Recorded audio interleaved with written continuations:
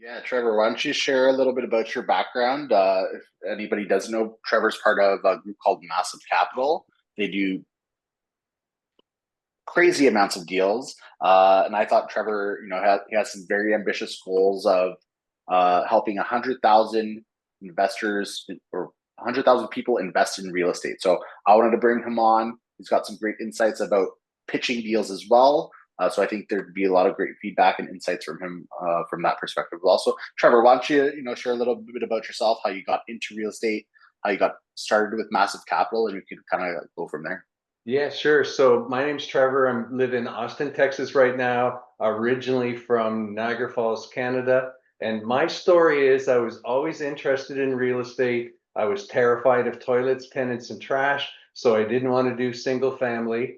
I thought I had to be a millionaire to become a commercial real estate investor.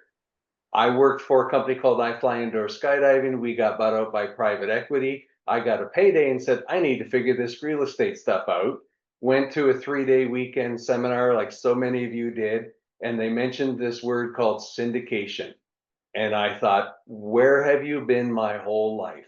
Why has nobody told me about this amazing vehicle that in theory I can be a fractional owner in very good commercial real estate with professional operators? Never heard of it. So I originally said I was going to create 1,000 people. Then I read Grant Cardone's 10X and thought, well, yeah, you're a wimp, make it 10,000. And then as we started to grow with Massive Capital, we merged with another mastermind that's got like 5,000 people in it, bunch of other things. And the main mentor there said, we're changing Trevor's goal to 100,000. It's a little bit intimidating, I'm not going to lie. But I've been very blessed. And for those, I started passive investing in 2018. So I started out as a passive investor. Then I decided I wanted to become an active deal sponsor, like all of you folks on the call. And it was hard work. It was so much hard work. I mean, I literally toured 100 properties, made 30 offers, and didn't get one deal. Then I finally got on somebody else's deal, and we needed to double down and extend our contract. I put $75,000 hard, and guess what? It was a hard lesson. I lost it because we couldn't get the deal closed. So many hard lessons to get there. Now I've been a passive investor on 20 syndications as an LP and a sponsor on 14. Actually, doing two more deals just went live this week with us.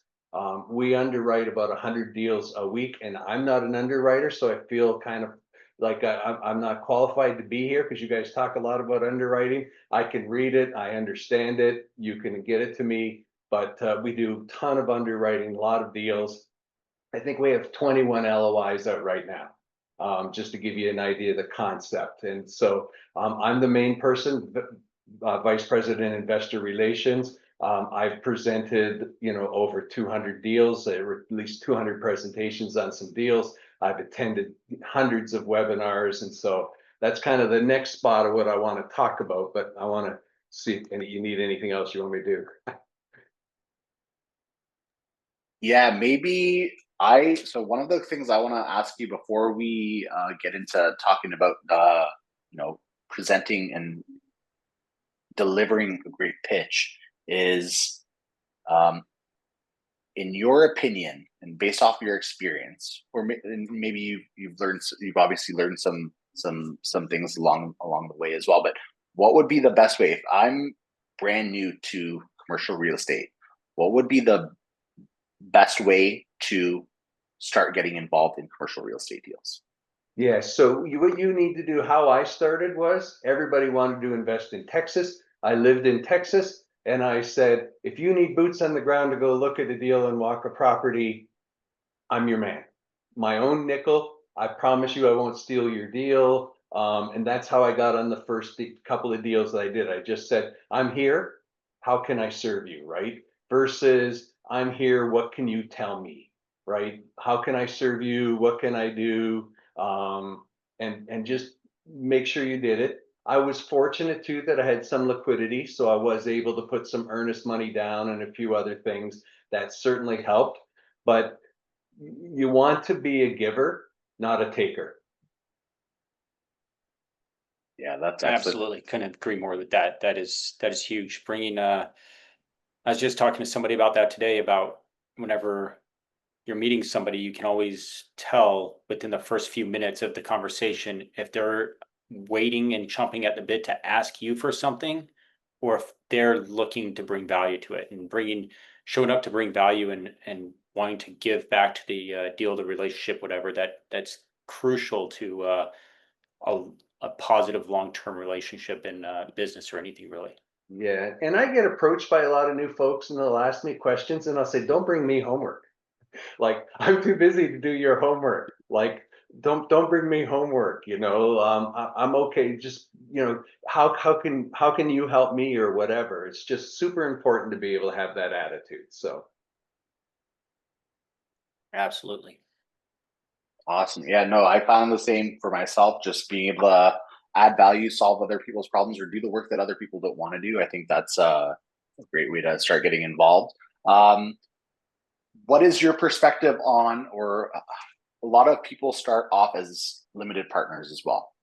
What is your perspective on or advice for people in LP positions or have LP investments and they want to become a GP? How can they, talk to the general partnership team, or how do they get more involved in trying yeah, in a deal process? and it's the exact same situation, right? General partners do not want Monday morning quarterbacks coming and saying to you, why did you do this? Why did you do that? Why did you do this play? So I was an LP, and how I actually became more interested. I was an LP on a deal that was really struggling. And I lived closer to the asset than the main general partner. And so I said, how can I help you? And so we originally agreed that I would visit the property once a week, again, on my own nickel, on my own time, visited the property, and I learned a lot of hard lessons visiting the property. I ended up, he had some illness and some other things happened. So I ended up being the asset manager. It was a really tough property. I mean, I had armed security. I had someone get shot. I got people got arrested. I had a lady stab a tenant, and I actually threw the tenant that she stabbed out of the apartment, not the stabber. This is how wild this ride was, right in the middle of COVID. Anyways, but boy, did I learn a lot. And again, I just said, how can I help? And I said, and I even have my own Facebook group, Earn and Learn. I want to earn and learn.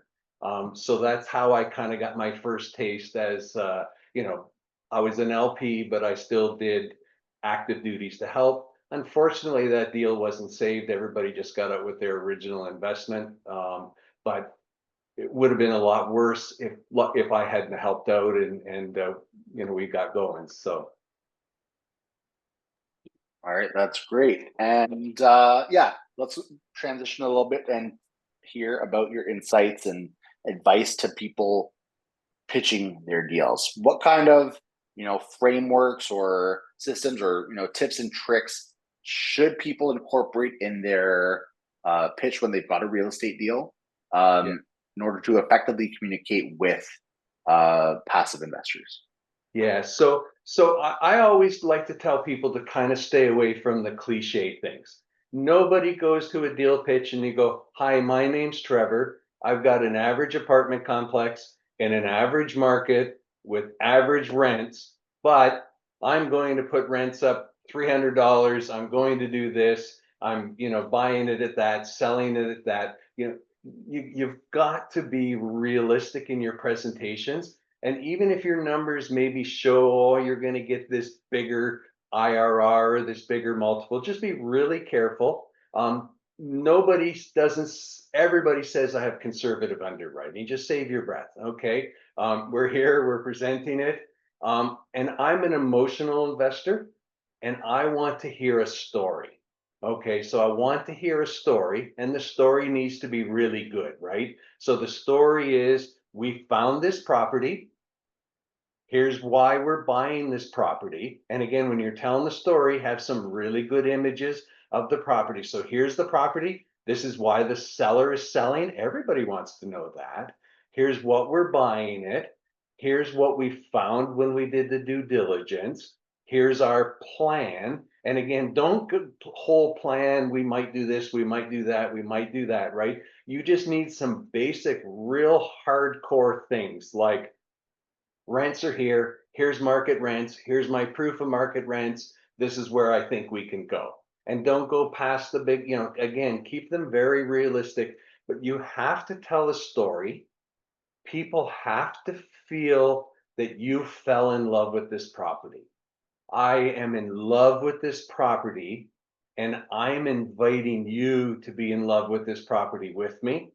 And this is how together, right? It's together. It's not us, it's and you, it's together. I'm going to put my plan again with your funds, and we're going to create a better world for our residents if it's multifamily. We're going to create a better world for your family because we're going to double your money in 5 years. That is so important, and everybody kind of forgets it and just gets lost in the numbers, right? And numbers are important, don't get me wrong, that all of this is numbers. But if you don't do a really good job, and not an oversell and not a pushy sell, and then one of the things that was really hard for me to do, I watched all of my webinars again, right? Over and over, and looked for iterations of how I could feel comfortable, more comfortable, more confident. Do you want to invest with somebody that goes, I think that we might put in a dog park? No, you're either putting in a dog park or you're not putting in a dog park. Don't tell me what you're thinking. I don't care what you're thinking. You don't make any money on your thinking. We're planned to do this, and we're going to execute that. Super important. Keep them shorter, like no longer than 30-35 minutes. Don't spend the whole time and I've fallen asleep 2/3 of the way through your presentation. You want to keep it short and sweet. All right, excellent. Yeah, no, I really like that. One of the things I was taught as well, and Trevor, the mentor that I had, but he taught me that you need to start off with why your deal is so exclusive. What makes it such a great deal? So I think that's a great way to start off. And like you said, it is a numbers. It's all about numbers at the end of the day, but don't necessarily make that the focus of your pitch as well. Deal pitch doesn't need to be math class. Yeah. It needs to be, interesting, right? You were using math to get our numbers. There's no doubt about it. You can't get away from that. But you need to capture me to go, man, this is something I can't miss out on. And what about when it comes to, so one thing I've noticed with, Massive Capital as well, you guys do a great job of nurturing people as well. You guys send, text messages, emails, and stuff like that. What do a lot of people miss when it comes to investor communication? So they've invested in the deal. How do they meet the expectations of the investor, keeping them informed about what's going on? So that's obviously really challenging, right? So you need some sort of robust CRM system, customer relationship management system, and you need it all the way through. And you need the most important thing you need though is timeliness. If somebody asks a question and you take a long time to answer a question, they think you're hiding something instead of busy, right? So you've got to take the time to answer the questions. It can be bizarre. I was a passive investor on a deal, and I mean, they did this really lame presentation, and I just sent an email back saying, I don't even know if I'm making money or losing money. And they literally wrote an email back, one word called making. That's all they said. And it blew my mind. And so this goes back to, why would you want to be a passive investor? I learned a lot of lessons about how people treated me, how people did updates, how responsive they were to my needs. Again, you have to remember you're taking their life savings. They have given you their life savings. Sometimes it's all the money they have. A lot of my investors are first-time investors, and $50,000 is their life savings. And you need to treat them like that. That brings up another great topic. So as much as people on this call are trying to attract investors and trying to secure allocations. Um, what do you look for in an investor that to make sure they're a right fit for a deal or investing in massive capital? Is there Yeah, so sometimes you'd cut people off or something like that?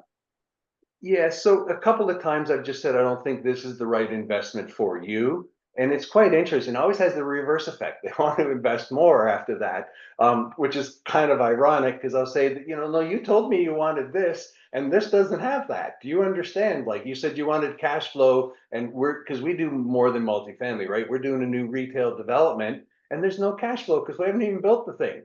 Like there's nothing.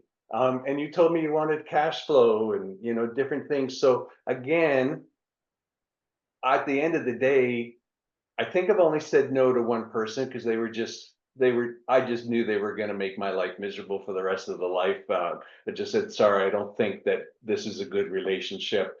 Um, but you got to make sure that you're telling them the truth and and remember, you are not selling anything. You are inviting people to get financial freedoms for their family. Okay, I am not selling you an investment. I'm inviting you to join me for we're going to pool money and resources so I can create financial growth for your family. And you always have to remember that message. That's a really good point. If you have investors coming to you, what is something that you either look for in the investor, or how could an investor prepare themselves for coming to you to invest with you? So again, most of our investors aren't cold coming to us. We do a lot of things just like you guys are doing. So we were doing Wednesday webinars every single Wednesday, and then we switched to 2 Tuesdays. Now we're actually downgrading to one a month Tuesday because it's so much. But we created pretty massive database, about 15,000 people, just by offering all of these things, doing all of these things. We go to a lot of events, and when we get to events, we download lists of people and reach out. I have a person that works for me. She makes 100 calls a day, and her goal is to book me 10 actual Zoom calls. So you think about it, she's calling 500 people a week with a goal to set up 50 calls for me, one-on-one Zoom calls. We do 15-minute Zoom calls because again, I don't want to waste your time. I don't want you to waste my time. But it's just get to know you phone calls, and we spend a lot of energy. And then once you take care of people, they do invite their friends, right, to join you. We also start all of our deals as a 506B, so we spend a lot of energy to have that previous existing relationship, and then we switch them to C so we can do the marketing.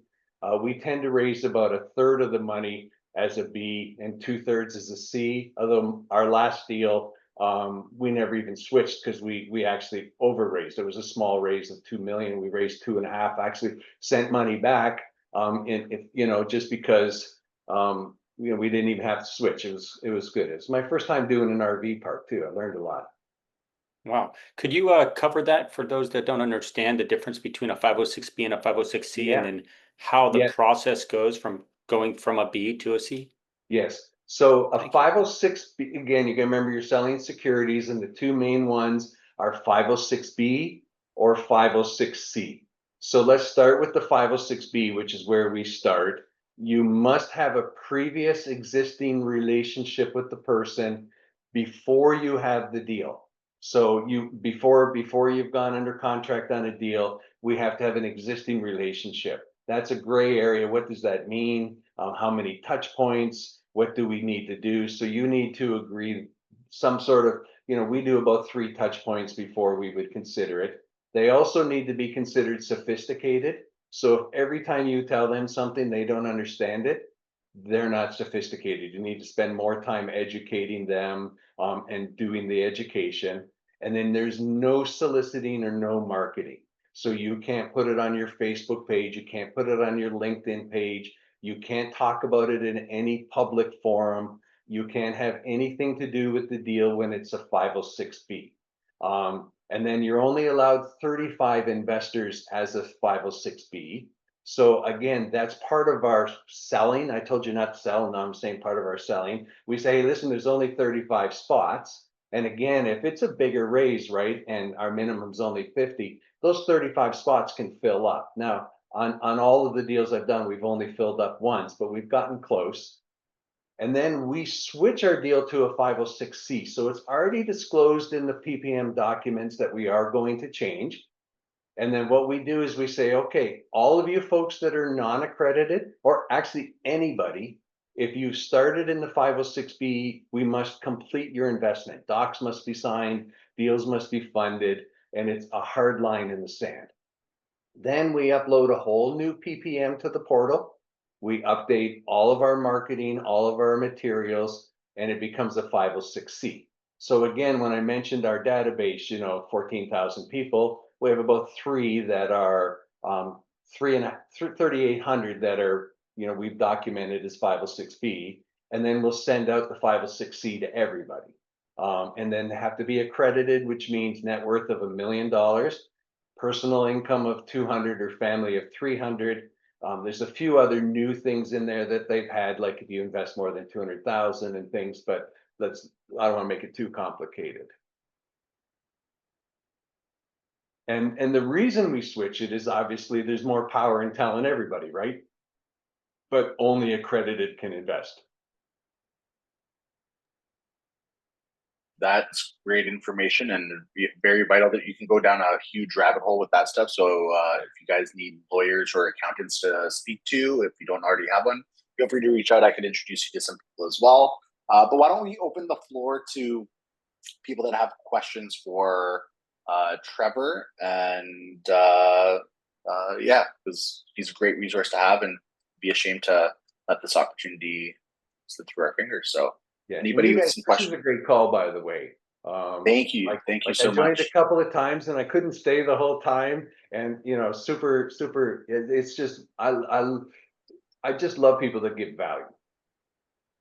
Thank you. That's all we're trying to do. Thank you for watching. I hope you got some value out of this. Like, subscribe, leave a comment, and we'll see you next time.